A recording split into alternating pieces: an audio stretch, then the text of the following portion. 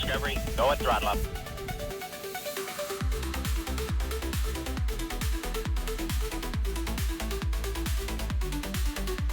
Discovery, go at throttle up.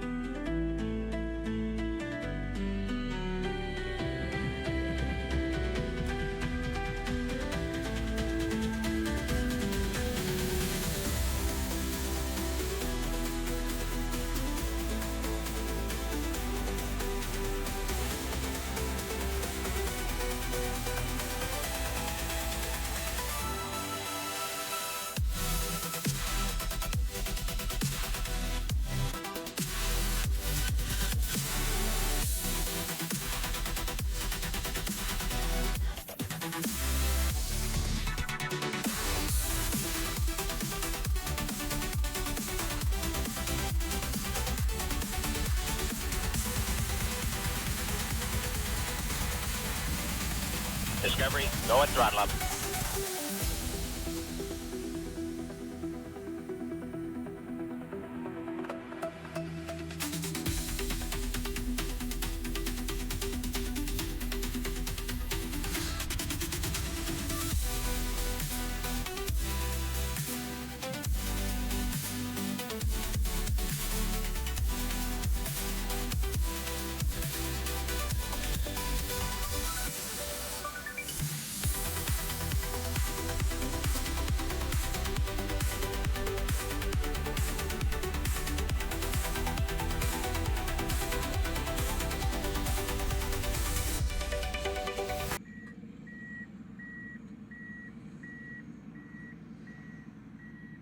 Good morning, everybody. How's everybody doing? Welcome to the Firefly, EJ's Firefly Alpha Message in a Booster launch coverage here. How's everybody doing? All right. Oh, man. Monday. How you doing? Good morrow. Good morrow to you, sir and madam. Oh, yes. All right. So, NSF is doing the Firefly coverage here, message in a booster. And we will be over there. We'll be over there watching them here. Also, per, kind of regular rules, no streaming on YouTube for me doing NSF coverage. I don't want to double cast NSF on YouTube. So, with that all being said, we'll go right in. They already kind of started, but Das is just doing his thing. So much of it was shared on social media by Firefly. So we'll it was a fantastic Discovery. Just jump in. Yes, and especially this day, that was final descent on March 2nd when we did our DOI, descent orbit insertion, which landed us safely and softly on the surface of the moon. And again, generated some of the best lunar imagery we've seen in a long time. Look at this. Fritz. Yeah, including this video of Blue Ghost's shadow descending on the surface, which is good. insane. And we have our, Damn, that's flying good. rock. There Love it goes. that. It almost made it to Earth. Not really. I love that flying rock. Yeah, so yeah, the iconic silhouette shot. And so now that we've landed, Blue Ghost, this was now back-to-back payload operations on the surface up until March 16th, which was lunar night, and thus the end of Blue Ghost Mission 1. Gotcha. So there on the surface of the moon, you had already been doing some science en route, but you successfully touched down. You got that amazing image of the sort of silhouette right there on the top of that hill. My boy it's almost right like that moon landing was planned and well engineered, I think. But let's talk about the science that was done on the surface of the moon. My boy's throwing shade right there. Not unexpected event. We knew it was happening. It's just not in the mission plan originally. That's exactly right. It was incredible because this lunar Damn. we got a photo of was not part of the Blue Ghost mission requirement. Damn. Kind of a right place, right That's our boy. That's right. And so while the Earth was seeing what we call a lunar eclipse from the moon's perspective, that was the Earth eclipsing the sun. So, which gave this awesome shot and cast that shadow onto the moon, which makes it look red from the Earth. Turning red, yeah. That's exactly right. And so it took our solar power away, so we had to operate off battery power. Probably got a lot colder too, right? Yes, it did. It got cooler, which nothing Blue Ghost couldn't handle, and it gave our payloads another unique environment to operate in. No, he suggested that the other ones were, the other lunar landings were poorly planned. It was a knock at the other CLIPS programs that didn't land, dude. Payloads on this mission. LMS is our Lunar Magnetotelluric Sounder.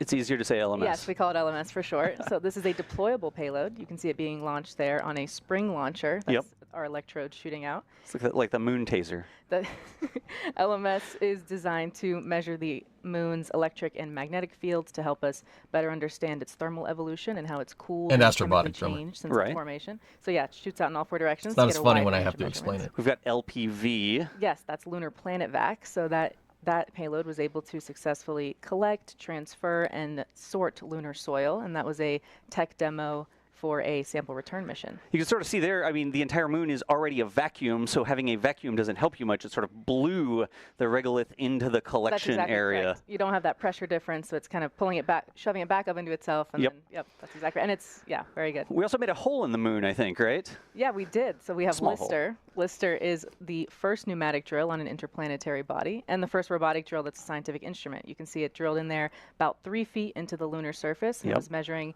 the flow of heat through the moon's interior at different levels. That's everywhere. Again, flying rocks. We love the flying rocks. Well, it looks like you might have got some dust on stuff. That's exactly right. And if you're worried about that dust, not to worry, because EDS, our electrodynamic dust shield, was able to successfully lift and remove dust from glass and thermal radiator surfaces. So this is using electric fields. This is not like a mechanism or robotic arm. So you save a lot of mass. You have servos or brushes or something like that. This is literally just energy. That's exactly right. And dust is a huge problem on the moon. It's very, abrasive, and it sticks to everything. So this is a mission saver if you're talking about something like solar panels or other mission critical components. Like cameras. I like cameras. Exactly.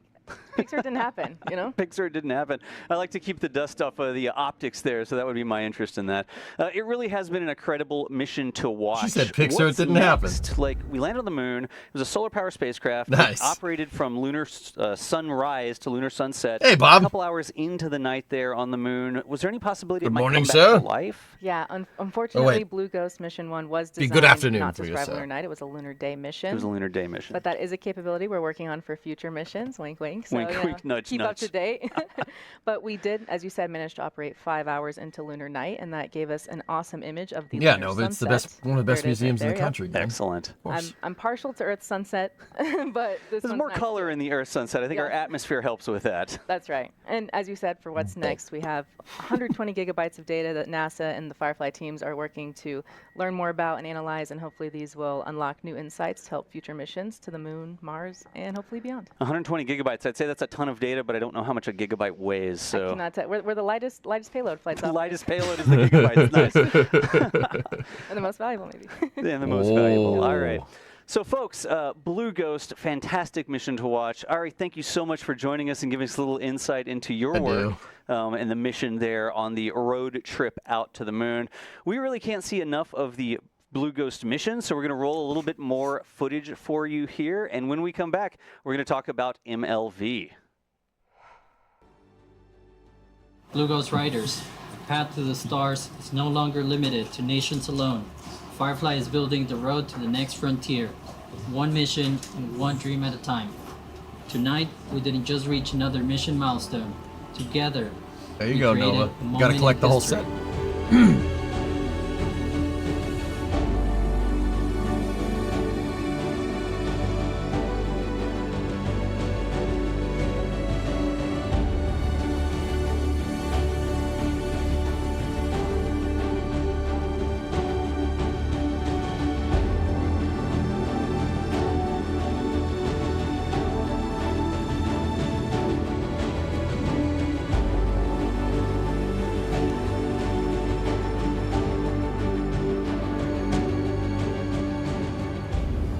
call Khan, Chief Engineer on Ops.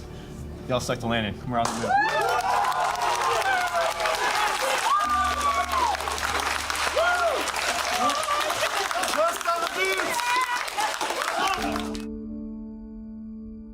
Yeah, it's pretty good.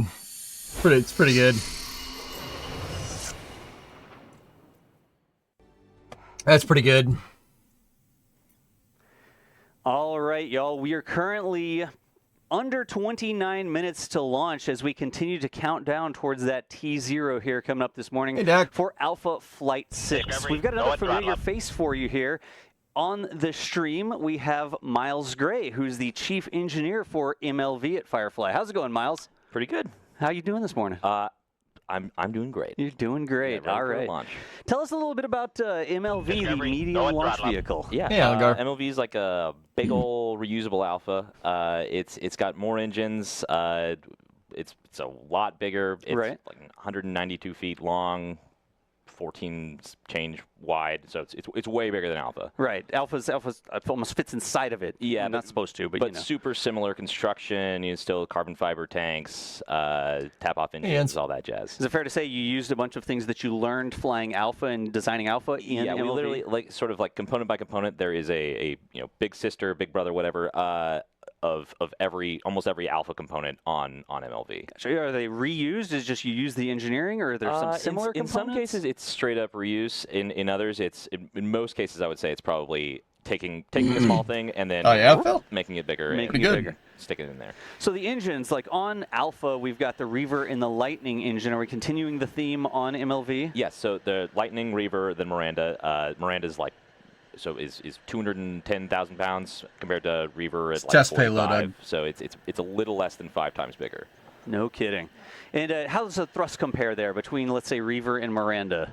It's almost 5 times bigger. So it's a lot larger. It's very noisy. We're making through qualification right now. We've got the verification engines out there already. Yeah. And you can see here this is a mission duty cycle on Miranda.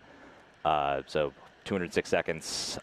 This is not full power. We're working up to full power right now. No kidding. But even at under full power, it's crazy loud. It's a big engine. Yeah, our neighbors are bad.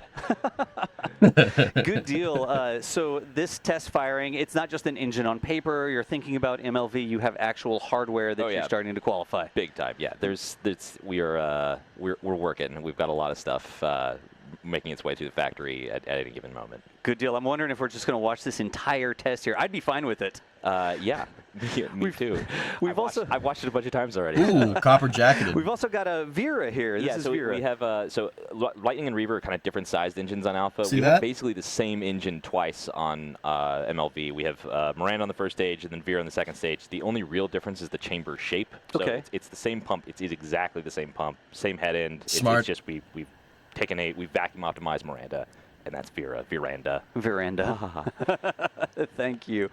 All right, and not only the engines you're working on, but you've got a main body structure. Yeah, well. we have our flight tanks are built. We're making our way through there. We have all of the components. We haven't have it. It's not gotten out to test yet. Right. So there's still some final bonding and stuff that we still have to do, but all the big pieces are there.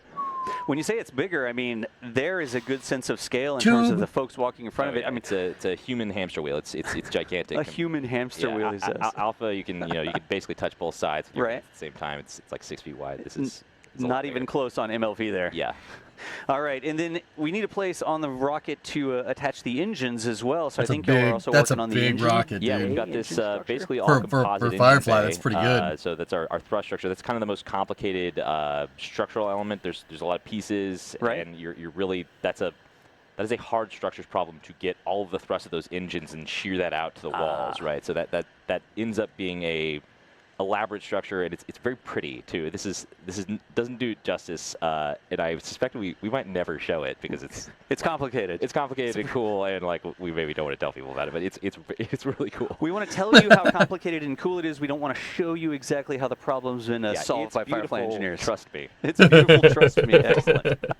So what's next for MLV? We've got hardware. You're starting to test things like engines and stuff like that. What's coming up?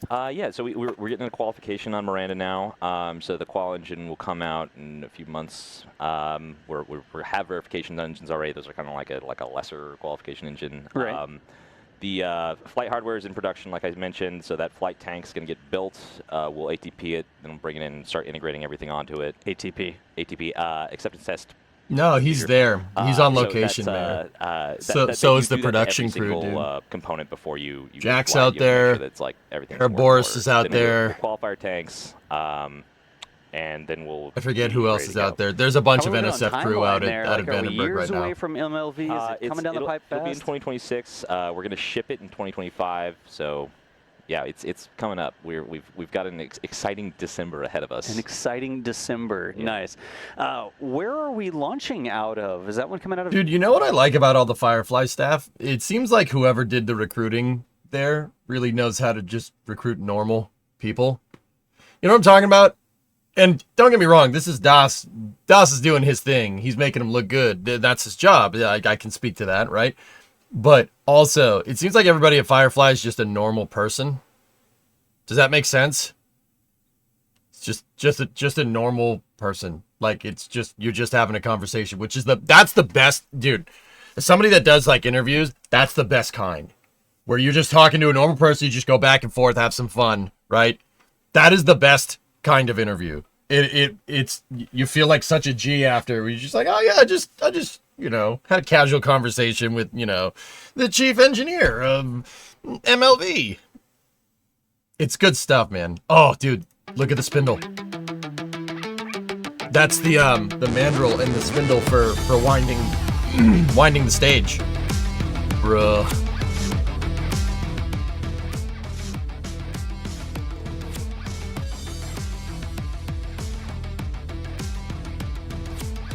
Discovery, go at Big throttle. Cheeto. Yeah, Don. It just seems like talking to a bunch of normal people.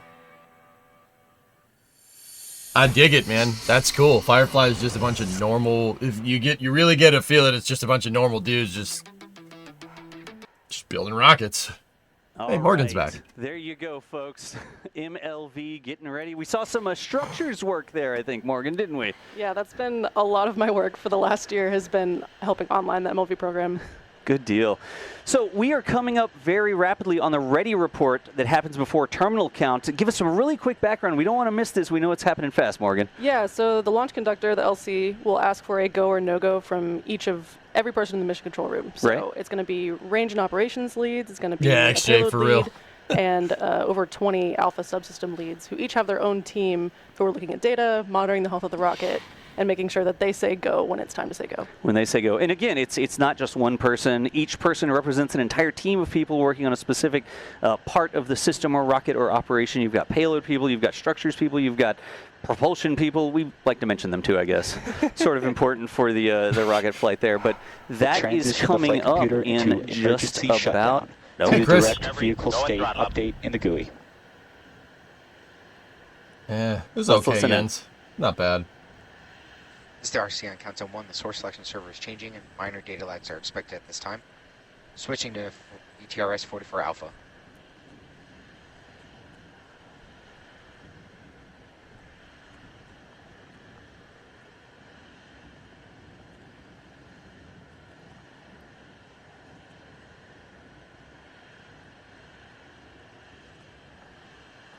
The launch coordinator's that dude back there.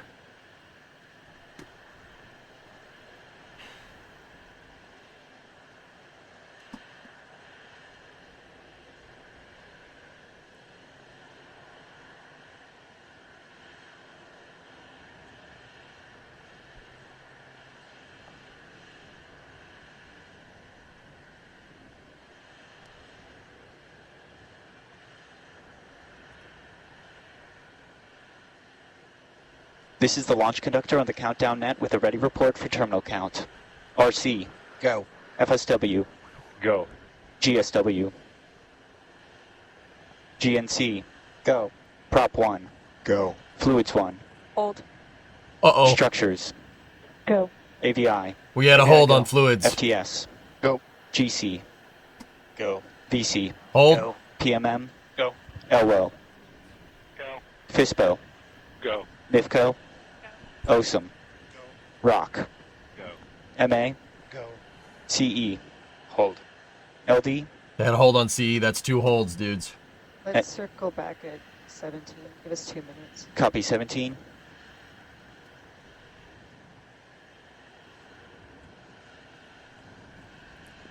Not great, Bob.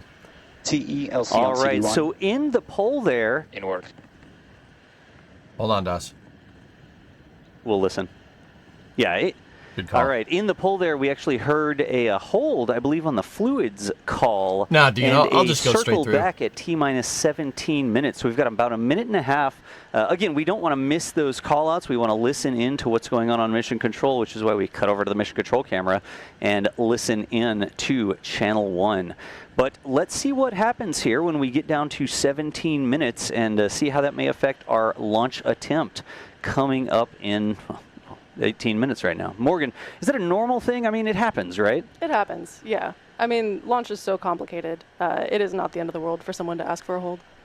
Gotcha. So we are going to listen back in just about a minute. If you're just joining us, on the screen there you can see Firefly's Alpha rocket. It's Flight 6 of Alpha going out of Vandenberg Space Force Base this morning. You can see the sun not quite rising in the background, but we've got some beautiful backlighting and not a lot of fog. Yeah, for once. For once. I appreciate it. Got some pad views as well. You can see the rocket venting here as they start to load the prop, or finish load the prop, maintain loading the prop. Lockheed Martin logo up there on the top of the fairing. Of course, that's the mission today. Lockheed Martin's LM-400 satellite. And coming up in about 20 seconds. Go on CD1. Please reperform your poll. Copy. Let's listen back in. Poll. You are good to just poll people who were either a hold or did not answer last time. Good copy. This is the launch conductor on countdown net with a ready report for terminal count. GSW. CE. C is go for terminal count. LD. GSW, are you go for current terminal count? Yeah, as long as we are okay with the I'm going to battery move charge. to the other side, guys. Fluids, where you go? Discovery, go at throttle up. Please go. LDA. No, you turn on red. Tier 1 6 months in advance. No, you sub for 6 months in advance. Solar at a 57 in there too. I told my wife she should embrace her LC on mistakes. CD1. Confirm She gave you a hug. LCC gate check. Terminal count is clear to proceed. Bro. LCC. Okay, looks like they cleared those holds. All right, folks, you heard it right there. The folks we didn't hear from before did check in and across the board got a go for launch now coming up on about T-minus 16 minutes. Now, we don't have a lot of time here. We had that little poll recycle. So really quickly, let's talk about the parts that make up Alpha, including the structures. Including the structures. The most important part, in my personal, unbiased opinion. Yeah, 16. so Alpha is a 2-stage Carolox rocket that can take a little over 1,000 kilograms to LEO, being low Earth orbit. You got to check me on these acronyms. It's all good. They're kind of part of my lingo. Alpha is the largest vehicle in the small lift class. I know what you mean. And the reason it can do this is because of 2 things. One is our engines. So all of our engines are designed and built and tested in-house. Right. We've got 4 Reavers on stage 1, and we have a single Lightning engine on stage 2. All of these guys are tap-off cycle engines, which is basically what that means is some of the high-pressure combustion gas in the chamber is yoinked to feed back into the turbines that help the pumps pull more fluid from the tanks, and then it's just kind of a cycle that keeps going on. I like it. That's an engineering term, yoinked. Yoink is a technical term, yeah. Yoink! Good deal. Now, we've got engines, of course. We talked about those, but the engines have to be attached to something. Yeah, you're right. What do you see when you look at that rocket up there, John? Well, mostly rocket. That's right, the structures. The structures Oh yeah, of the structures. rocket. Oh Back in the no. comfort zone. Let's go back to structures. So yeah, part 2 of why Alpha can be what Alpha is because of the carbon fiber composites that make up the Inside of structure the 15. rocket. Carbon fiber is my bread and butter. It's super strong, super lightweight, so you can end up lifting more payload. Engine chill and at a auto lower sequencer cost. start. Right. Yeah. Now, it takes some work to get the carbon fiber put together as opposed to just machining it out of metal or something like that. But you really do get... Like I said, guys, just normal people. It's refreshing. I love it. Just normal people. Exactly. And something special about this rocket in particular is that the stage 2 LOX tank up there, you can kind of see it, it's a little dark. is our first Hello. AFP Hi, Reaver. flight tank. How you that doing? We will be flying on Alpha. AFP is automated fiber placement. Automated fiber placement, like a big machine that can repeat the process very precisely. It can do That the was same that thing that looked like results over and over GLaDOS. again because it's basically a big computer-controlled creation it's machine. a big arm It's that winding can lay down strips fiber. of carbon fiber. So kind of the Let her goal say is to it. make Alpha a very repeatable, reliable workhorse. Right. And this is one of the ways that we help do that. AFP makes production 9 times faster and 7 times cheaper for Alpha alone. And we're baselining AFP for LMOD. And that doesn't mean that there's no hand layouts where humans are on it. Like sometimes the structures are too small or just the size doesn't fit the automated machine or the geometry is a little bit complex, right? Yeah, so we're not losing some of that, like handcrafted artisan beauty that we're known for. But AFP definitely helps us become more production capable. More production capable. Excellent. And if we have time, I actually brought a piece of one of the first AFP things that we've made at Firefly ever. This is actually a chunk of our development MLV tank. Right. That we've just kind of taken a hole saw to. And just cut out of the main body. Yeah, and if you look close, you can actually see the forbidden Oreo. The structure of it. So this is what we call a sandwich laminate. It looks like a sandwich. It looks like an ice cream sandwich. It looks like an ice cream sandwich, yeah. And so you can kind of see it's a little messy because carbon dust is everywhere. But there's 2 really, really small layers, multiple layers of carbon fiber on the 2 outsides. Like the carbon fiber cookie. The cookies, yeah. So those are the super strong that's what carries all the load. And then in the middle, you see we have a foam core. So that does 2 things. One, it kind of makes this whole thing act like an I-beam, and it provides extra stiffness to the structure. Insulator, And what it also does is it provides thermal shielding for the propellants inside the tanks. So when you're thinking about negative 300 degree, cryogenic locks. Yep. And then Vandy air on the outside. You kind of have to protect that a little bit. So. Gotcha. It's a two-part system, and I also brought today the test hammer. The tap hammer. The tap hammer. Yeah. So carbon fiber is can be very sensitive to damage, and one of the ways that we can detect damage is with something called tap testing. Okay. Tap testing is a form of NDI that we use at Firefly. Non-destructive inspection. Yeah, that's right. Nice. And basically what we do is, I had a coin with me last time. This time it's a hammer. The hammers, there's some debate among the structures people. It looks very engineered, like it looks like a scientific instrument. What's cool is that this part of the handle is actually made out of piano wire. Okay. So not only can you hear a potential defect when you're tapping, you can also kind of feel the vibrations in your hand a little better. Can you tap it on put it up to the mic and see if we can hear it? Do you want it right on the mic? No, not right on the mic. Right on the mic. You're the structures person. And if it was debonded or something like that, it would sound different. It would sound like thump instead of a nice tap, right? Yeah, it would sound like a very kind of dull thunk. So that is not what you want to hear. That's not what you want to hear. When I'm diving into tanks and tapping and making sure things are all fine after an ATP, you don't want to hear thunks. All right. So, folks, we are rapidly approaching T-minus 11 minutes now. Things are going to start happening very quickly. So, Morgan, let's walk through what's happening next as we count down these final minutes before launch. Sure. Yeah, so right about now, we're executing over 300 commands and health checks. A lot of these include, we are already into stage 1 engine chill. So what happens with that is we're pulling cryogenic fluid through our LOX pumps in order to chill them down. Make sure we're kind of adjusting the temperature of those LOX pumps to not be... They're not going to flash the LOX. Right, you don't want to surprise them with a big dramatic temperature change, right? Yeah, we want to make sure everything's behaving as expected and the temperatures that we expect when we go to pull the trigger. So that's happening right now. We've done ground side prep, so we've got TTEB, TVC, and spin start verifications. So thrust vector control and triethyl aluminum, triethylborane. Nice. Yeah. I believe you. You don't have to convince me. I have no idea what that stands for. I just know it's our igniter. Look, I'm a structures engineer, not a chemist. It just really wants to be on fire to light the engine. So. Yeah, it really does. I'm good, Garfield. Thank you. Thank you for asking. Fuel pre-press happening. We might be able to see the stage 2 TVC wiggles coming up here. This camera right here might actually show those, checking out for smooth movement and stuff. Yeah, so here on this camera, we might see those reavers start to wiggle a bit. And what we're looking for there is not only that they do move, because we're expecting them to move, but also that they move smoothly, so that there's not an indication of air in the lines. They don't judder or jitter or anything like that. So Reaver, just real quick to cut in, Reaver has Firefly Alpha has 4 Reaver engines in the first stage. Fun fact, those Reavers only have 1 axis of movement. So you have 4 engines, right? 2 of them move this way and 2 of them move this way, right? And that gives you 3 axis, that gives you yaw, pitch, and roll. each Reaver engine can only wiggle like left to right, if anybody's wondering. It's actually a very interesting system. We don't usually see stuff like that. You usually see one engine that has, like one engine in the center, like on Falcon 9 or something, where the engine can pivot in 2 axis, and that gives you, and then you have 2 engines on the outside that can do this. That gives you yaw, pitch, and roll. There's 4 engines here, and each one of these Reaver engines can only, like the 2 that are opposite each other can only move this way, and the 2 that are opposite each other that way can only move that way. Also, I like doing this. We start to get closer to T0 at T minus 2 seconds. That's its namesake. Our Reavers all on systems, stage 1. Firefly and Reaver. Why we do it at T minus 2 seconds is to not only give them some time to spool up into full power. On board this rocket is a Lockheed Martin experimental satellite bus, the LM400 Sat bus. So satellite bus is a chassis for a type of satellite. What is Lockheed doing with that satellite? Don't know. No idea.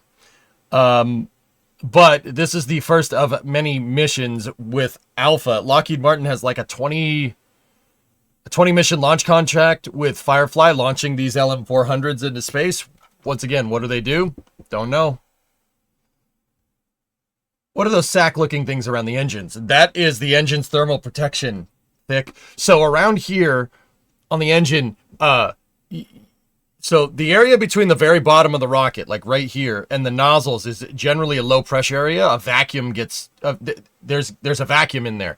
The reason why is because all the air is flowing past the rocket, and then the plumes are, obviously there's a lot of gas coming out here, and there's a lot of gas flowing past the rocket. Generally up in here, you have a vacuum. You get a lot of low pressure. 1 is induced from drag. 2 is because there's no way for gases to get back in, because the rocket plumes are pushing them out and away. So you generally get a low pressure pocket underneath in the gap between the bottom of the rocket and the rocket nozzle. Air likes to convect up, believe it or not. It likes to go up in there. The air that does get stuck. And usually that air is at really low pressure, and it has a lot of heat energy introduced into it. So basically those sack blankets are around the engines to prevent that from going up inside of the engine and frying the turbine machinery. Proper orbit. So once stage They're 1 in a has hold. done its job, we just we're like, okay, thank you, goodbye. So it's sort of like the booster itself, sure, the Alucard, larger part of the rocket, gets you up out of the atmosphere. Like most of its trajectory is up, right? And then the second stage sort of needs you to go around the planet. Like if you want to go into space, that's fine. You can just jump straight up. Guess what? You're going to come straight back down again. If you want to stay in space via an orbit, you actually have to end up going around the Earth. And that's really the job of that second stage, to get that horizontal velocity as you sort of, gravity pulls you down towards the planet. That's correct, John, yes. Right? Yeah. Your spacecraft falls down towards the planet, but if you get going fast enough, the planet actually curves away from you at the same rate that you sort of go around the planet. Your velocity is taking you around the planet. So second stage really doing a lot of work there, not just to get you into space, but actually keep you in space. Yeah, keep you falling forever. Falling forever, exactly. So yeah, after stage step, you'll see a bunch of things happening really quickly. You'll see... Sorry, got some voices in our ears. No, it's all good. We're continually getting updates here that we'll share with you. A quick reminder, folks. Hey, HD, what's up, dude? We do have a 52-minute window this morning, so they've got time to work on that spacecraft issue. You'll see that the clock has jumped up a little bit there to put some more time to work through this. Currently still in a hold, but we were targeting the beginning of the window there. We have lots of time to actually work through this, and we're going to keep hanging out with you here in the meantime. Yeah. Sounds like we may have another go, no-go poll here, so let's listen back into mission control.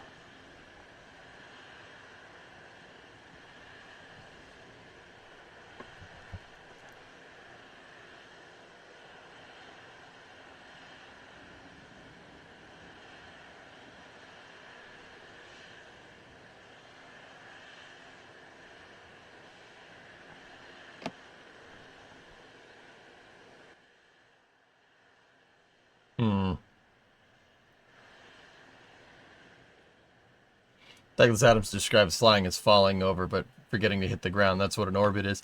I don't know, guys. The falling around Earth thing really that never sat right in my head, even though that's what is going on.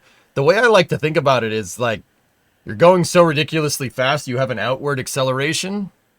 Like, think about if you had a rock on the end of a string and you started spinning it really, really, really, really fast. This is the launch conductor on the countdown net with a readiness check for entering recycle operations. Okay. RC. Go. FSW. Go. GSW. Go. GNC. Go. Fluids 1. Go. Prop 1. Go. AVI. Hold. FTS. Go. FISPO. Go. NIFCO. Go. PMM. Go. MA. Go. OSM. Go. CE. Hold. MD. LD. AVI and CE, this is just for recycle operations. I'm good for recycle operations, not for terminal count. Not ABI is terminal. go for recycle operations. LD is go. Copy.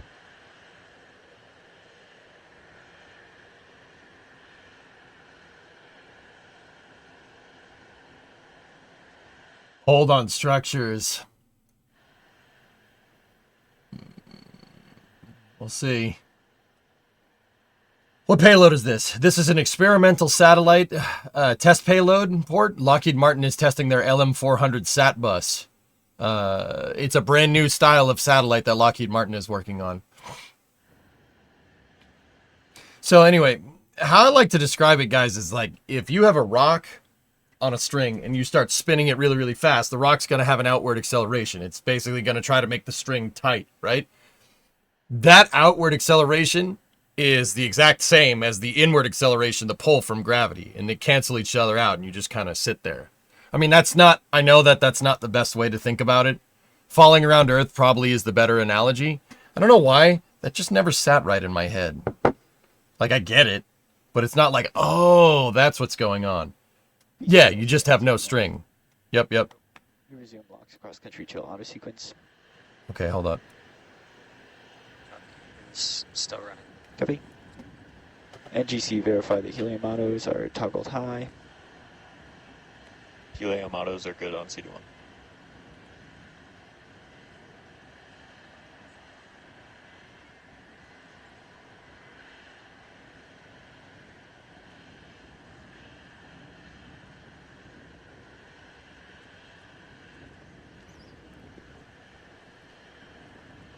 All right, folks, we're going to keep listening in here. The best way to get up-to-date information is to let you listen directly to mission control instead of us listening and then relaying it. So as a reminder, we have a 52-minute window.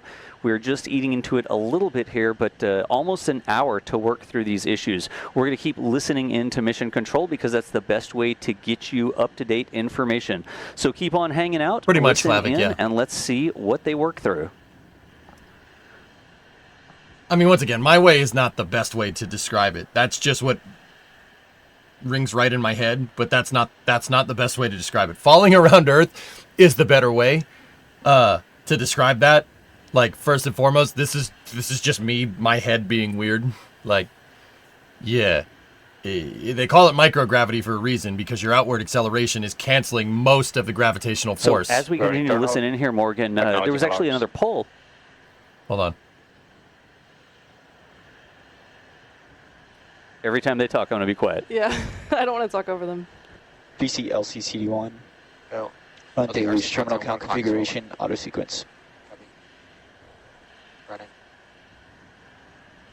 Discovery, go at throttle up. CE LCCD1. Verify we are still go for terminal count with LCCs. In work. We need to switch to flight mode. Standby 1.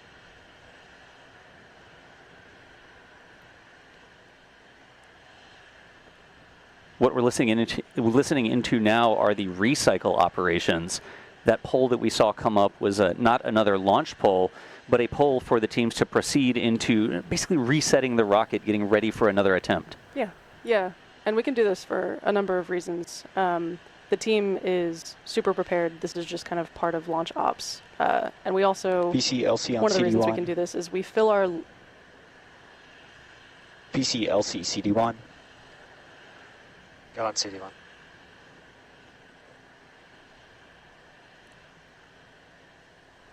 VC, load the alpha terminal count config auto sequence. Copy. Hold on, DM. I'm listening, buddy. Terminal count loaded. Yeah. Can we go to flight mode? NSF is fully producing this. Copy, go on a flight.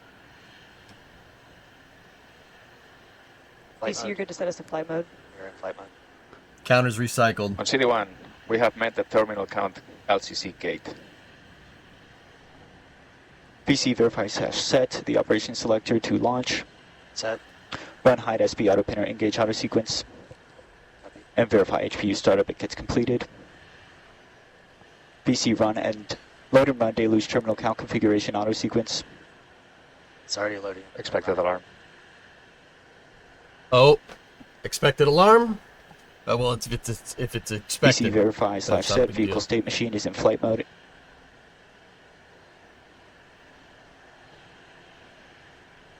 BC verify HPU startup gets complete and SP auto pinners get positive pressure.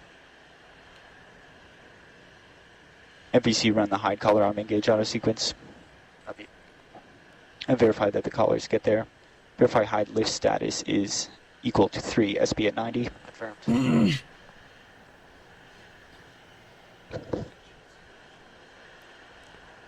BC verify the battery charging autos are not still running. Confirmed. This is the launch conductor on the countdown net whistle readiness report for terminal count. RC. Go. FSW. Go. GSW. Go. GNC. Go. Prop 1. Go. Fluids 1. Go. Structures. Go. AVI. AVI go. FTS. Go. GC. Go. VC. Go. PMM. Go. LO. Go. FISBO. Go. MIFCO. Go. OSM. Go. ROC. Go. MA. Go. CE. C's go. LD. Go. LDA. LDA clear. CE confirm LCC is met and 15. terminal count is clear to proceed. VC run the terminal count auto sequence. LCCs are met. Good to go. You missed it. We have to reset.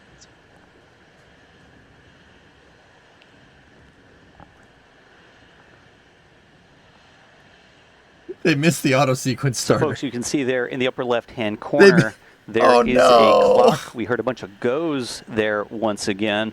If you're just joining us, we encountered a brief hold there as we were counting down towards Flight 6 of Firefly's Alpha. Guys, Currently, we're I'm not trying to wish any bad juju on anybody at Firefly, but it sounds like they had some trouble reconfiguring the rocket for a recycle, and they were rushing that go no go poll to get in to basically get it in time for the auto sequencer. Translate for you or control. Yeah. That is like piping directly from mission control straight here to the live stream, so y'all have the best up-to-date information. And again, Morgan, here, if we hear them talking again, we'll be quiet all of a sudden so y'all can listen. But things like this, recycling, resetting the It's T0, early over there, normal boys. things for launch operations. Yeah, for Firefly, it's kind of run-of-the-mill. We recycle even when we do stage ATPs at Briggs. So. They're recycling they set a new T0 and recycled for that T0, and they didn't finish their go no go poll in time for auto sequence start, from what I could tell there. Because they said we were go for auto sequence start, and then somebody popped up on the comm net. The auto sequencer start was at 15 minutes, and the go no go poll ended at 14:50. And the last thing that was said on the loop before they cut back to DOS was you missed it. You missed the go time. So I'm not sure what that means. Like, I'm not too incredibly familiar with Alpha. We haven't seen a lot of Alpha launches. Confirm that upper level winds assessment is still valid. Copy. You looking at sign off on 28.3. Good work. Go. We'll translate a little bit. 12:45. Sounds there like the upper level winds were still good. LDRC countdown 1. I love how the Firefly has the balls to just put their control loops out on public. That's pretty cool, man. It really gets us to listen in and understand what's going on. It's the best teacher, dude. This is the best. This is some of the best teaching moments. Of course, the winds are something that we can't really see. The upper level winds we can't see on the camera, but the rest of this, the clouds, the sky above the launch pad there, looking great this morning. Yeah, we have two conditions to stay below, one for upper level winds and one for lower level, and we're still green for both of those. That's what you like to hear. And it didn't sound like we were in a situation where, oh, if we don't hit the beginning of the window, the weather's going to rapidly deteriorate. You hear that in launch. Go on CD1. Yes, ma'am. The updated T0 is now live and the clock is counting down. I'm waiting on feedback from the range as far as final approval, which I should get in about 8 minutes here. They did. They missed the go, no, go poll. 25 minutes and counting. Copy. Is there anything they can do moving to Albion?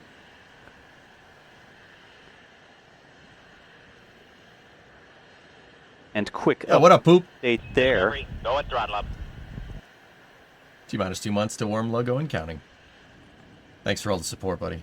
There we go. So, quick update there. We heard T-minus 25 minutes. So we've pulled the clock off the top of the screen so that we can get that resynchronized with the new T0. Sounds like they were waiting on one final approval from the range, it sounded like.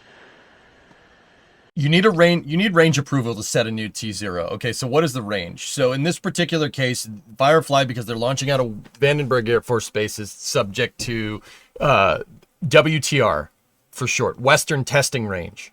That's basically comprised of the entire west coast of North America. The Western Testing Range oversees two major launch sites, Kodiak and Vandenberg. Okay, WTR. WTR is under the jurisdiction of Space Force Launch Delta 30, basically the former 30th Space Wing out of Los Angeles. They're out of the LA Air Force Base. Their home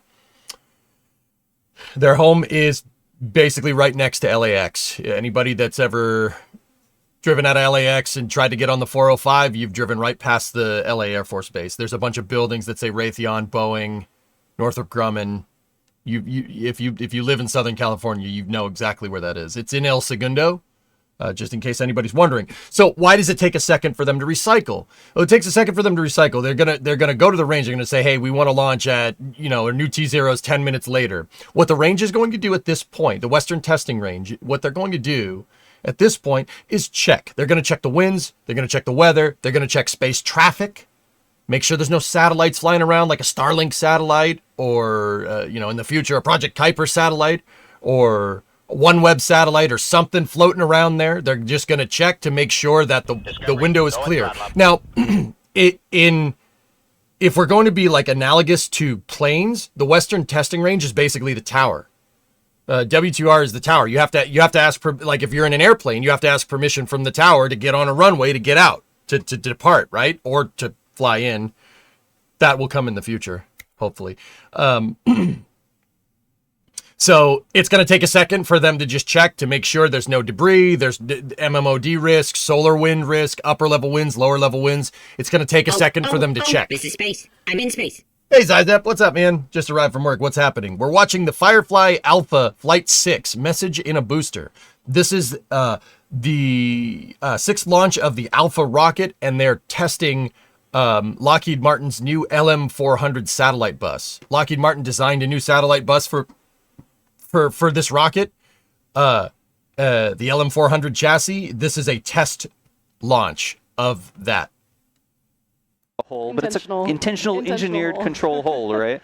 Yeah, exactly. So this also kind of ties back to recycle. Where's this launch site? So this launch site is Slick 2 at Vandenberg Space Force Base. Slick 2 is a little ways north of the launch sites we kind of typically see launching rockets out of Vandenberg. This is a little ways further north. If we go over into Google Earth, I can show you. Let me just keep Das and Morgan up on the audio here.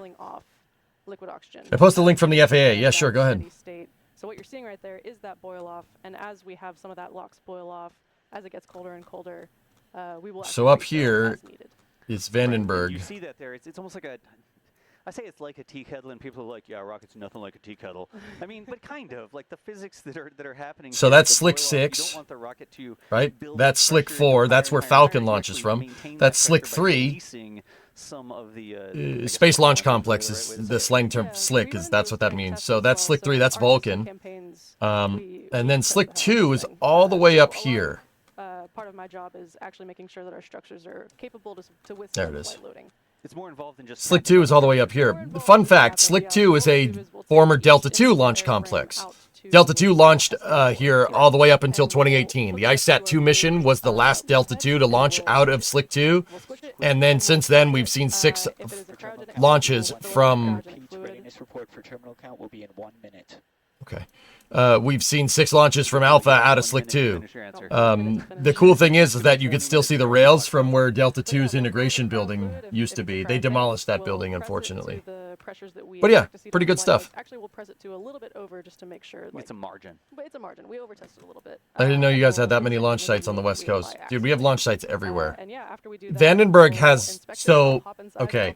Vandenberg is a big ICBM testing area for the people that care. There is silos. I'm not going to say where. You can go look at this on your own time. There is silos and launch sites all up in these mountains, dude. All right. So, folks, again, we're getting ready to hear another go poll here. Yeah, there's a whole space center on the West Coast, guys, near Lompoc. There's a whole... almost as big as KSC out on the West Coast. This is the launch conductor on the countdown net with a ready report for terminal count. RC, go. FSW, go. GSW, go. GNC, go. Prop 1, go. Fluids 1, Go. Structures, Go. AVI, go. FTS, Go. GC, Go. BC, Go. PMM, Go. LWO, Go. FISPO, Go. MIFCO, OSM, Go. ROC, Go. MA, Go. CE, C's go. LD, Go. LDA. LDA, clear to launch.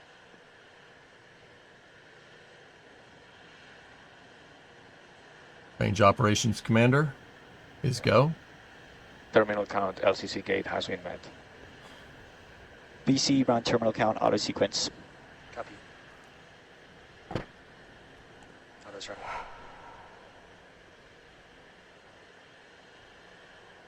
All right, Okay, folks. We got a lot of goes there. To abort. Navigate to the autos page for monitoring and access to the hang fire button. 19 minutes. GC, pop out the safety tab, go to the FireX page. Only LD can call out individual FireX commands prior to liftoff. Copy. This is abort contingency procedures. Yeah, Nova. If we get time, I will.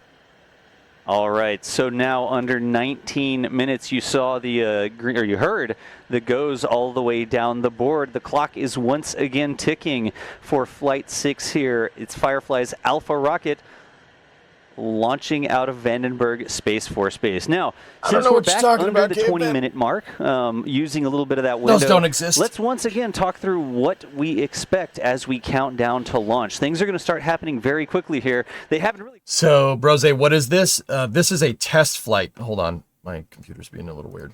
This is a test flight. Message in a booster is the 6th Alpha launch, and what they're testing here is a new satellite chassis. So satellites have different kind of chassis, right? Think of them like cars, right? There's smaller cars, there's mid-sized cars, there's full-size cars, and there's trucks. Different satellite buses are used for different operations. For instance, like there's a PLEO sat chassis, which is a smaller satellite that's in a lower orbit, like Starlink or something, right? Starlink is a PLEO chassis. There's different sat buses all the way down to like what's called a 1U CubeSat, which is like a shoebox size satellite, all the way up to geostationary sat buses, which are like the size of a school bus, right? Lockheed Martin is testing a new intermediate chassis here. It's called LM400, and if I had to guess, it's probably a PLEO, a proliferated low Earth orbit satellite. So ever since Starlink started becoming a thing, everybody's shifting to PLEO. So they're using smaller satellites with more frequent launches than larger satellites with less frequent launches. Right. This is my guess. This is a huge guess, is that Lockheed Martin is building a smaller satellite bus to open themselves up to that proliferated low Earth orbit market. That's kind of where the meta of the commercial market is going right now for launch operations. Smaller satellites, more frequent launches. So Rocket Lab with their Flatellite, SpaceX with Starlink, Blue Origin with Project Kuiper, and seems like Lockheed's trying to get in on the game too with LM400. This is a test satellite. This is testing that LM400 chassis. So yeah, we'll see how this goes. Is that duct tape? Yes, most likely. Heinous, you'd be surprised how like, especially with these commercial companies, you'd be surprised how often you see stuff like duct tape, gaff tape holding something together. Zip ties. Oh yeah, all the time. It's a lot more frequent than you might think.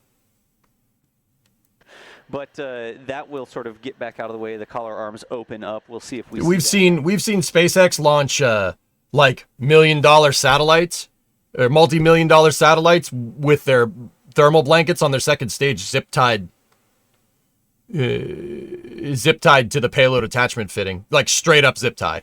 Oh yeah, dude, zip ties are super useful. They're extremely strong and they're really light, and that's the name of the game with spaceflight.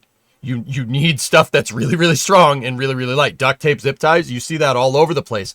In fact, some of the earliest Falcon launches back in the day, Heinous, SpaceX took contractor trash bags and used that as a thermal insulator for their turbine machinery. Go back and look at some of the early Falcon 9 footage. If you could see the second stage engine, they put insulators around it. SpaceX straight up used contractor bags, like black contractor bags, the 42-gallon bags that you can get at the hardware store. Yeah, because there was a hardware store down the street from SpaceX headquarters in California. Yep. Oh, that's a thing. You'd be surprised.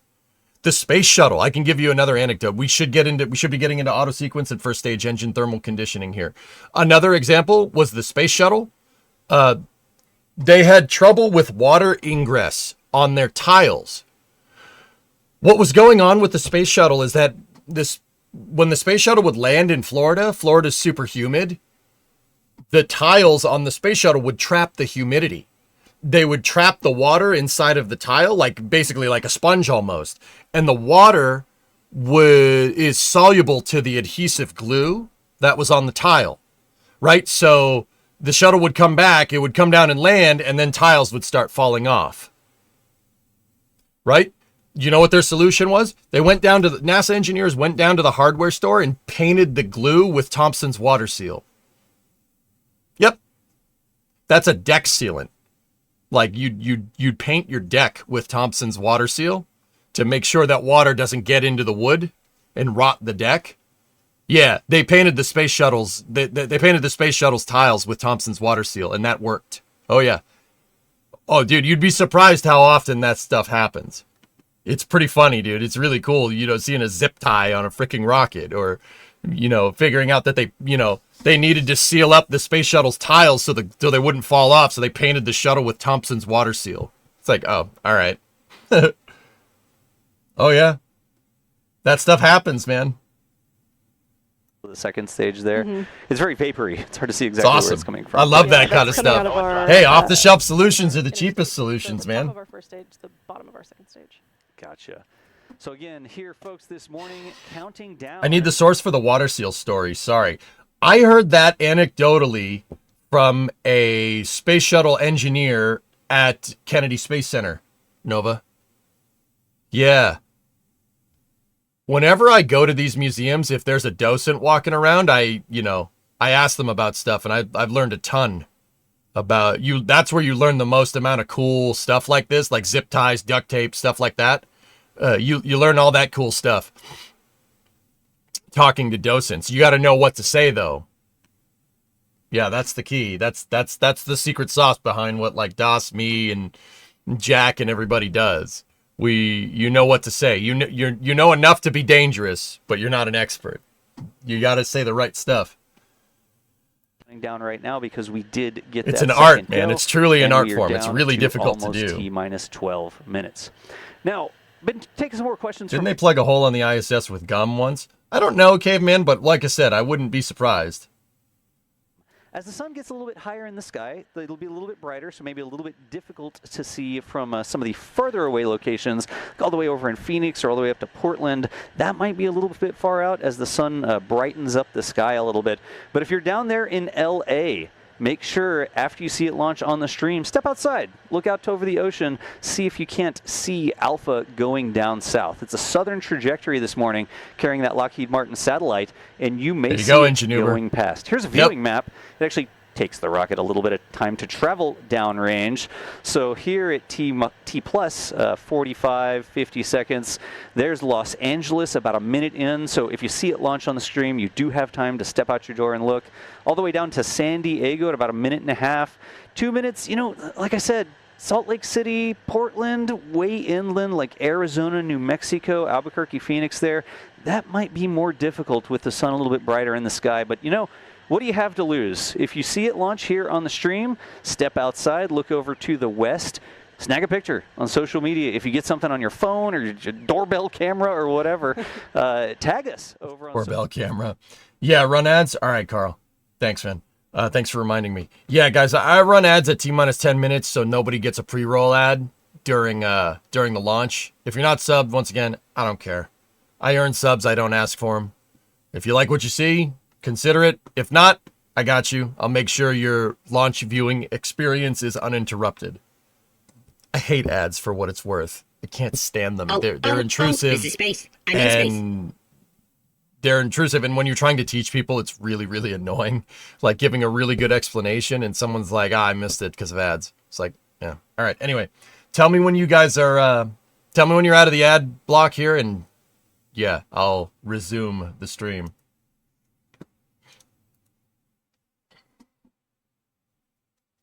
Brendan gifted a sub to Carl. There you go. What's your opinion on gaff tape? Super useful in the production industry. You got to eat. I would rather eat less than have it than make money that way. Pi, to be 100% honest with you. Yeah, I would rather make less money. Yes, that's right. You heard that correct. I'm not bullcrap. I've been this way. Been doing this for 10 years. I hate ads. I can't stand them. They're intrusive. They're annoying, and they get everywhere. Okay. I'll take the pay cut to give you better content. Once again, I don't ask for subs. I earn them. Differences. It's the sand of streaming. It's coarse, rough, and it gets everywhere.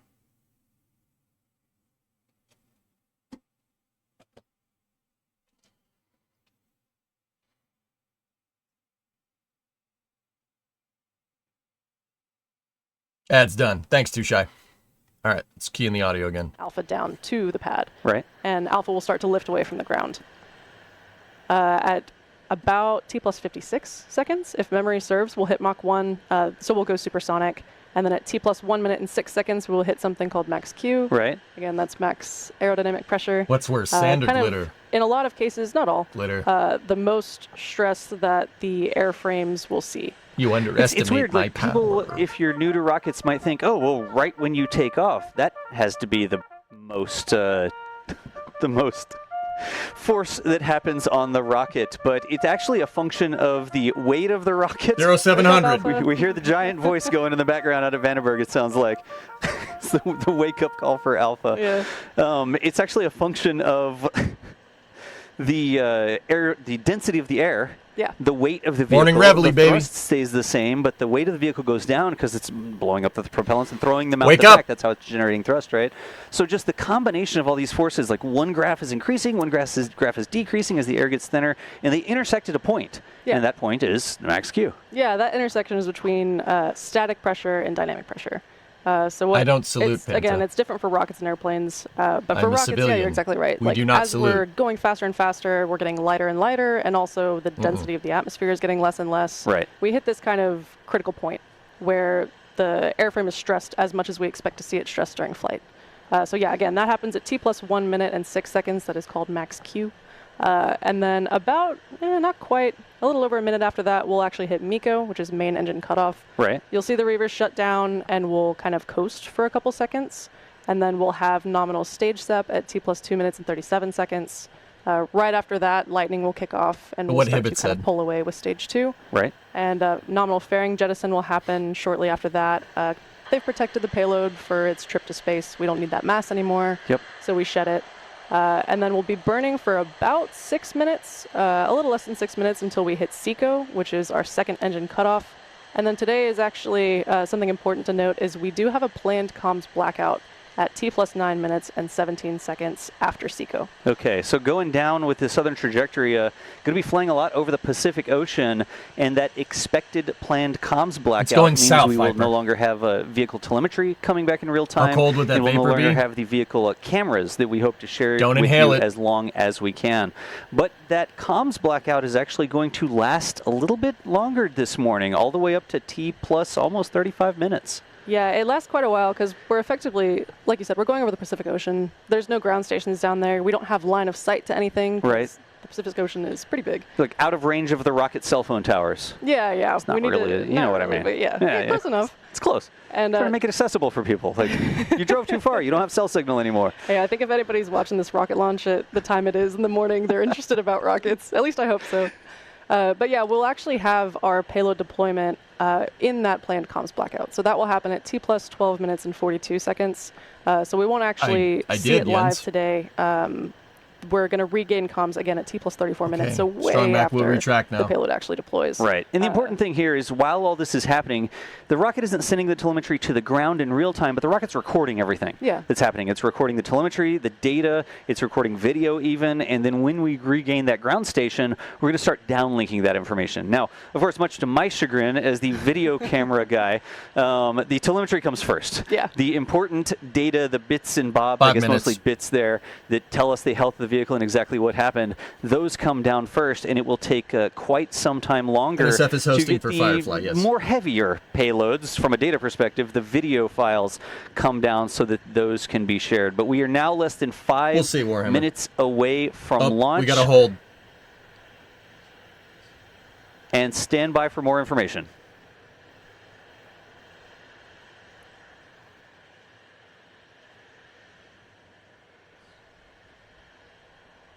Hold before final commit.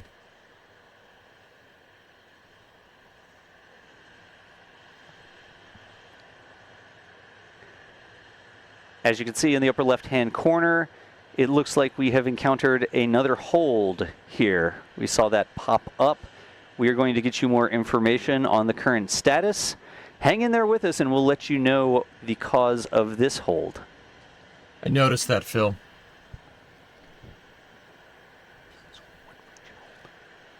Dowser Mike's hot.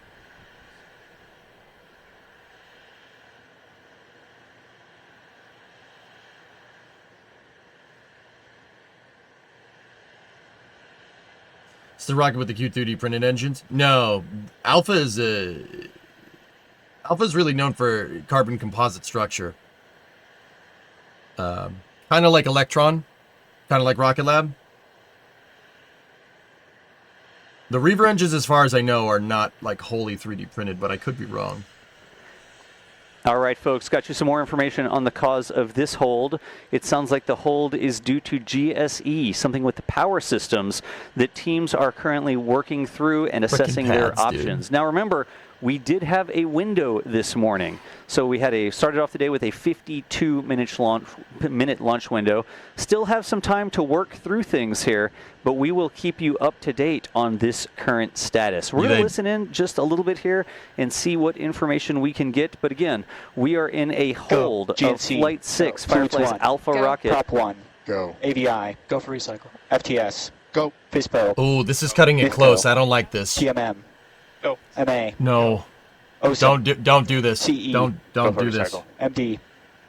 LV. Go. FSW. They only have 20 minutes left in the window. It's a 15-minute auto sequence. They're going really, really fast to try and get one last attempt in before the end of the window. I don't like that. If it's holding, you need time to solve the problem, but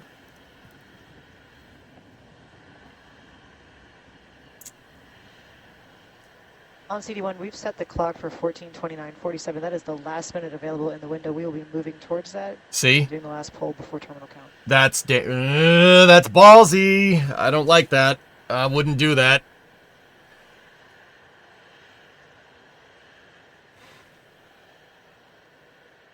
Yo, if the rocket's doing something wrong, sounds like the update from Mission go figure out what it's doing are wrong. Looking at a new T0 that is near the end of the window. Again, did have some time here today in that 52-minute launch window to work What's through the worst that could issues happen? as they arose. Don't say that. And it sounds like that is the Rudy, don't current say plan. that, The dude. poll you just heard Don't say that. was the recycle poll. Remember, there's the go polls to make sure everything's ready to go. And if they need to coordinate stepping into a recycle, you'll hear a recycle poll like that. So what we just heard, you heard one of the stations actually say go for recycle. That was a recycle poll to make sure everybody's on the same page to step through the events needed to get the vehicle back to a known stable state so they can shoot for this next launch window. Stay tuned, and as soon as we get that exact number, it's a little up here on the screen, but we'll see if that clock that we have been shared with. You shouldn't rush things. Never, ever put yourself in. Okay, in case anybody watching this stream wants to be a mission director or a flight director or work on console or something, don't ever rush. Ever. Ever. If the thing blows up, was it worth it? You could have waited till tomorrow and just launched it tomorrow and be absolutely sure. You want to be as sure as you possibly can. Don't risk it for the biscuit. That's a bad idea, especially with a customer payload on board. Not a smart thing to do. And I'm not, once again, I don't have the telemetry in front of me. If I did, I could tell you what's wrong. Oh, this is space. But I'm in space. You shouldn't rush it. I don't like that they're rushing a recycle count to try and target the last minute of the window. If you're not ready, you're not ready. Don't launch it. You get one attempt, and then it's going to take not years. It's going to take months to put another one of these on the pad. If they're having problems with the ground servicing equipment, GSE, so that's like all the strongback and everything, and it didn't retract during strongback retract, so it could be hydraulics, could be power under voltage, could be a bunch of things. That is a huge problem to solve. Believe it or not, guys, the launchers for these rockets are often just as complicated, or if not more complicated, than the actual dang launch vehicle. Like, think Starship with catching the booster. That's a complicated piece of kit. Now, I think SpaceX kind of doubled down on that, and because 33 engines. So I think the booster's actually more complicated than the tower. But I digress. If the pad is giving you something wrong, you don't ever force the issue. I'm speaking from simulator experience there. Don't force the issue. It'll usually end poorly. Just careful of that. So we'll see what they do. If it was me, I would wash this. Just get rid of it.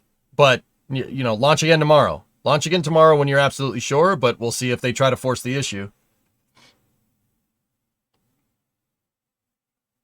Video from the vehicle, and the next time we get that delicious visual assets to share with you, yeah, the Tom, downlink exactly. of the payload deploy, that would be so long. Are they having a physical issue or sensor alerts? What happened? DAS said problems with GSE. That could be a bajillion different things, level 1. I don't know. And that's what I mean about knowing. Do you have a bad sensor? Is the equipment actually malfunctioning? Or did your sensor wire get chewed on by a squirrel and giving you bad information? Dude, all that stuff can happen. Right? Like, it can happen. You got to verify. You have to know. It's really important. We'll let you know if that is the time that's going to stick. Did a freaking mouse or a bird start pecking at one of your hydraulic lines? You don't know. You have to be sure. Find another couple questions from chat. It could be something that's stupid. We've seen animal intrusion in rockets before. Thank you, Space Frog. You live on in our hearts. Questions for us, you can tag us in chat. Just Firefly Space. Has something like that ever happened with a launch? Birds pecking away at the shuttle's external tank foam to use it to make a nest thick? Yeah, that's happened. It absolutely has happened. Sure. Space Frog and Space Bat, forever in our hearts. Don't forget, tag us in chat over there, folks, and we will see if we can't answer some questions, because we do have a little bit of time. Does everybody need to know what happens before and after liftoff again? I think we've covered that one pretty securely here. I think people get a little annoyed if we cover that again. You know what I'm interested in is the next liftoff. Back there at Briggs, you were talking about having more rockets sort of in the barn, structures in various phases of production for the next flight. It depends on the propellant yens, but most of the time, yes. But do you have a bunch? Do you have room for more rockets at Briggs? Like, if you have a solid rocket, you're obviously not unfueling that on the pad, right? Obviously. If you have hypergulls, usually you keep it in there because it's stable. Cryogenics, you'd let boil off. But Firefly Alpha is a semi-cryogenic rocket, so they're using liquid oxygen and kerosene. There have been some scenarios where Kerolox rockets don't drain the kerosene. They just leave it in there, and they'll let the liquid oxygen boil off. Now, that's probably not what happens with Alpha. They probably do drain the propellants. The reason why is because of its transporter erector. It's horizontally integrated. They back this thing up to the pad ends and turn it upright for it to launch. Go. Fluids 1. Hold on helium. Structures. Go. AVI. Go. FTS. Pneumatics. GC. Go. VC. Go. PMM. Go. Elbow. Go. FISPO. Go. MIFCO. OSM. Board shut down. MIFCO. OSM. Go. ROC. Go. MA. Go. CE. Hold. LD. It's from the restarts. If you reload your plots, you should be able to mostly see I need a things. clock. Get rid of it. Go. Go tomorrow. Don't do this. Don't do it. Absolutely not. Too much gray there. Don't send this. If they do, I'll be very amused, because this is like, no. This violates a bunch of flight ops rules.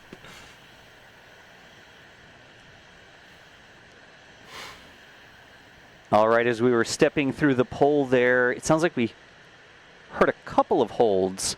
One was helium there. I think Fluid said a hold on helium. And then one was software, I think, Morgan? Yeah. Ground support software? Yeah. All right, so let's see what happened. There was also a call for a correction to the clock. We had sort of alluded to that. We knew the clock was up there, but we wanted to verify whether or not that clock was what they were counting down towards. Still at T-minus 15 minutes. We don't have the hold officially up there yet, so let's see if we can't get some more information for you. Of course, like we said, letting you listen into Mission Control.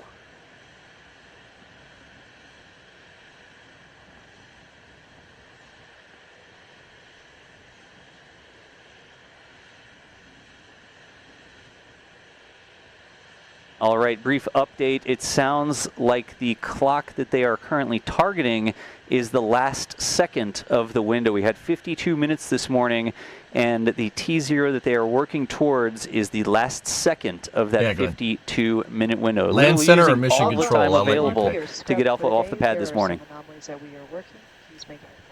Yep, there you go. There's the call. Good call. That was a scrub for the day.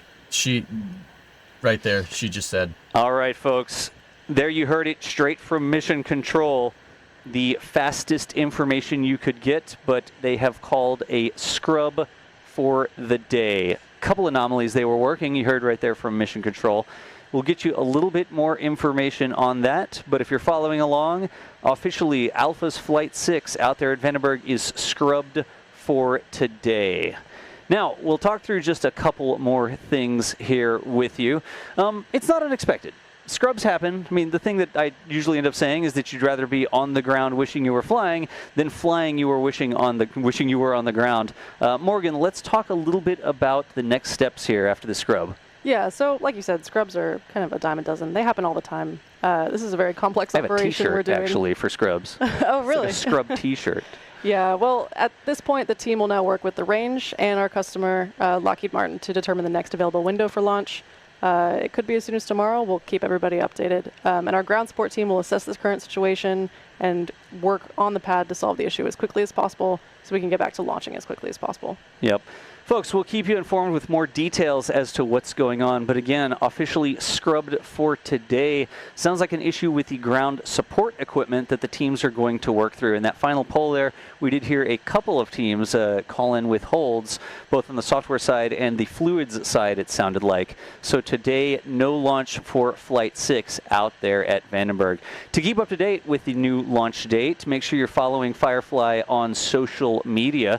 There's a couple different places you can do that. Mostly just Firefly Space, Firefly Aerospace, if you're looking for us. But this is going to conclude today's broadcast. Morgan, as always, thank you so much for joining me and helping me hold it down while we had a couple different scrubs there, continuing to communicate what's going on with the viewers back at home. Yeah, for sure. I had a great time. I love doing this, and hopefully next time we can send it. All right. And folks, thanks to you Next at home time as we well can for send joining us. This is how it goes in the launch industry. Did not get a launch today. Have a couple days left in the actual launch window, extending all the way up to the 1st, if I'm not mistaken.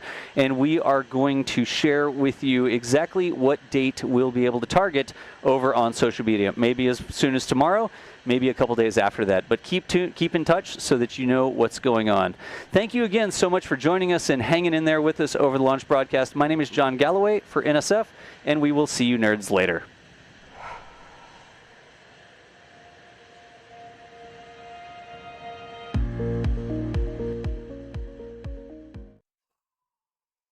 Yeah, that's the right call, guys. That's what it should have done. Did you see that the strongback didn't retract? So that tells me that there's some ground system. The GSE issues are something with the hydraulics. We know that weird hydraulics can happen, dudes. We saw it with SpaceX. Remember when the clamp arms didn't open? They were just like, yep, we had some air in the lines. It happens.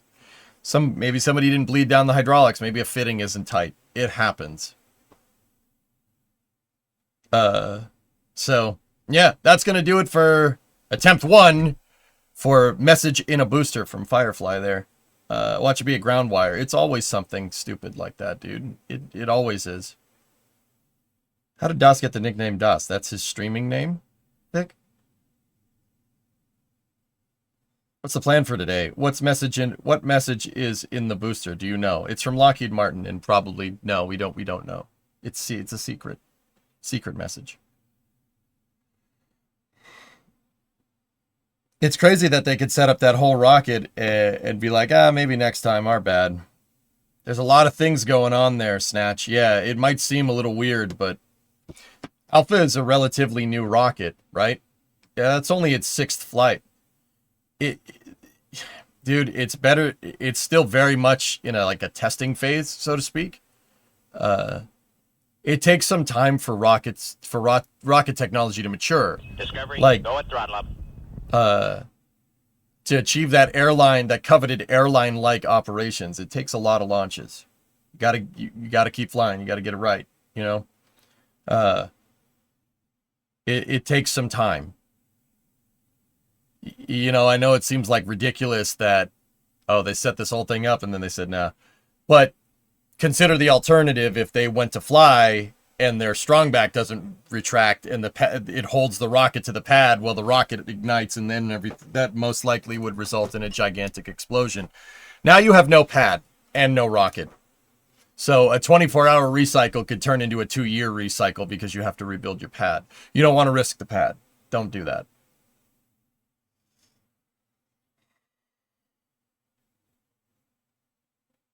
Hey, Snowy, 22-month resub.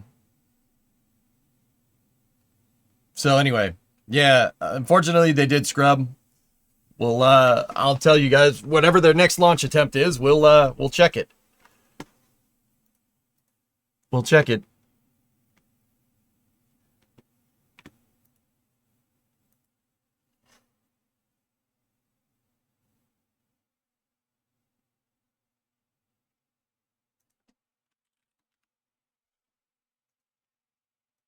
Anyway.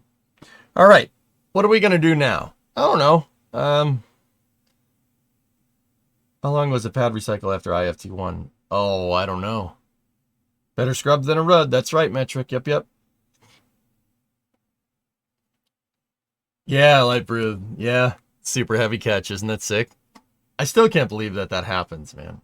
Like, I've seen those things. I've seen it get caught. I saw Flight 7 and Flight 8. I've seen the boosters get caught, like, with my own eyes. It's wild, dude. It doesn't look right. It does not look right. It's crazy.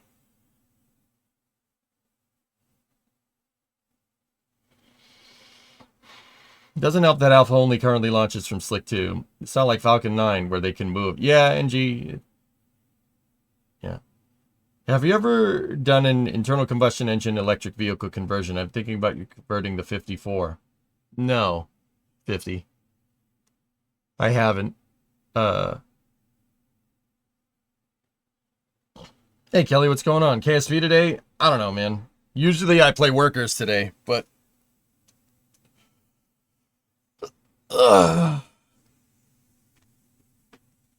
We also should start getting on it with the car, but I don't know. You guys also wanted me to do a Red Dead Redemption playthrough. For some reason. Everybody was hype on that, so I don't know. You let me know.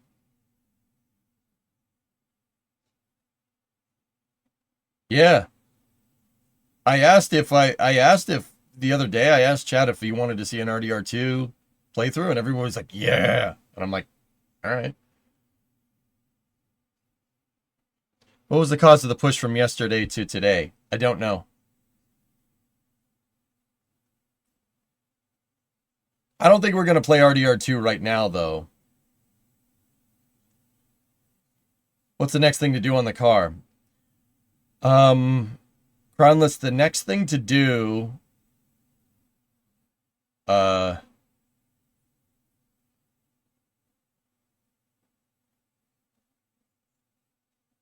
What I really want to do next is grind out the patch panels out of the floor. And really see how bad the floorboards of the car are. And that would mean taking the seats out, taking what's left of the interior out of that car. That's really the next step.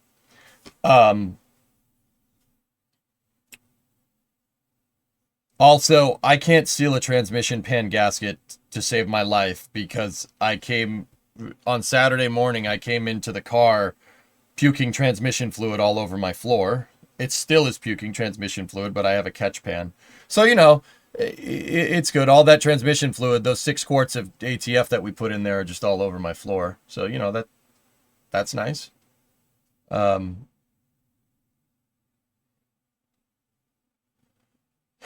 don't know what it is with me and transmissions, man.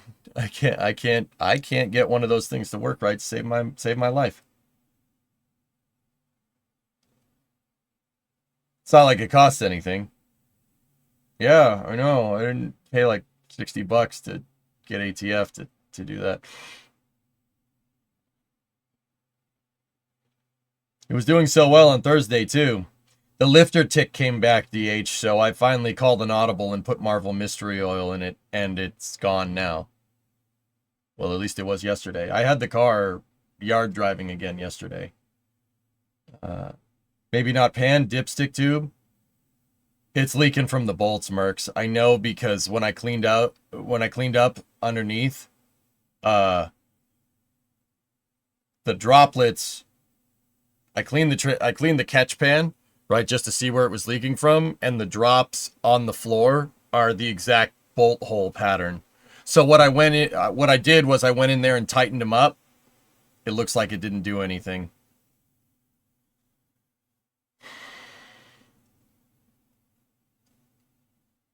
I told you can't teach old Torque Flights new tricks. Dude, I can't seal a transmission pan gasket to save my life, man. I can't. Look at all the trouble I had with the 59. Now this thing's going to give me crap too? Like...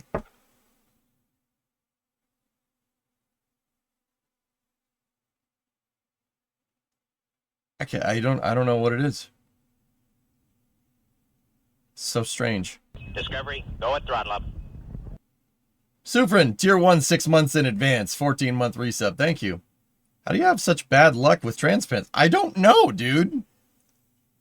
I torqued those bolts down. You guys watch me do it. I put the new gasket in. We greased the gasket to make sure it seals right. I torqued everything to spec. Like everything is factory spec and it's just pissing stuff everywhere. Maybe it's because the gasket is an OE. I don't know. Yeah, the mating surface was immaculate, dude.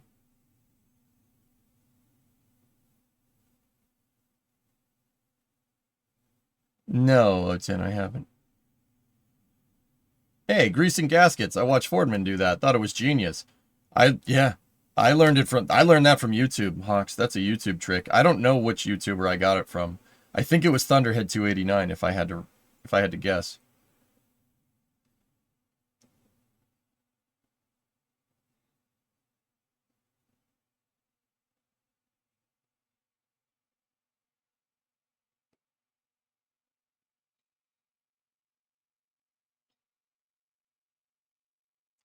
I don't know, man. But yeah, I mystery oiled the engine, and it runs great now. It runs really good. No misfiring at all, and no lifter tick. Once again, there's something on the right bank. One of the lifters on the right bank is not playing nice. So I put mystery oil in it to clean out all the sludge from that lifter, and the lifter tick is gone. It'll probably come back. But yeah, we mystery oiled it, and I put Lucas Oil stop leak in the transmission to try and see if it would block up some of those things, some of the gaps. It looks like it did a little bit, but not enough. Was it a regular gasket or a new silicone style gasket? It was rubber-ish, Lord. Yeah, rubbery.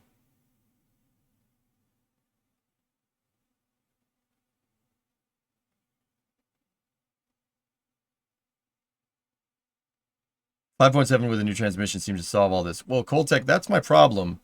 The 5.7, if we were going to swap it, it can bolt to the 904, so we'd still use the torque flight for now.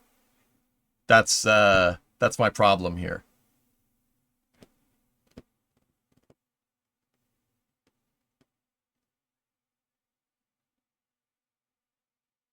So I kind of need that transmission to work. The gasket may have broke or split. Yeah.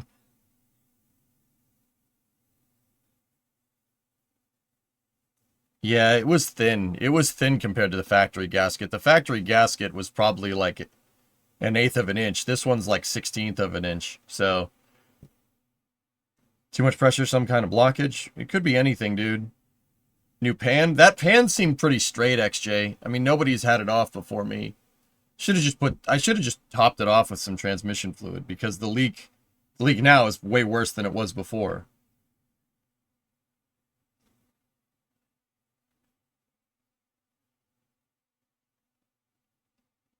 A 440 and a 727. Yeah, that'd be nice. But anyway, I'm going to switch us off alpha coverage here. I usually play workers on Monday, but yeah, the next thing to do with the car would be to grind off the patch panels in the floor and see the condition of the floor. Yeah, Mopar, man, trying to find 727 parts is hard to find in good shape. Yeah, most of the stuff has been used and abused. Yeah, somebody pop riveted a bunch of panels in the floor before. So, and don't get me wrong, guys, this thing is rusty. It's bad. But, once again, we'll fix it, dude. Whatever. I have a shop. We can fix it. It's not a problem. And it's cool content to rebuild the structure of that car. I think it's pretty sweet. It's a can of worms. XJ, the thing is shot, dude. The car is shot. On any other occasion, this would be a complete write-off. A part out all day. It's just...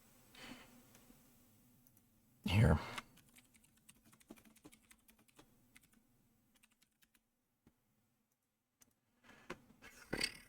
Let me show you. So this is the B-body diagram, and let me switch us off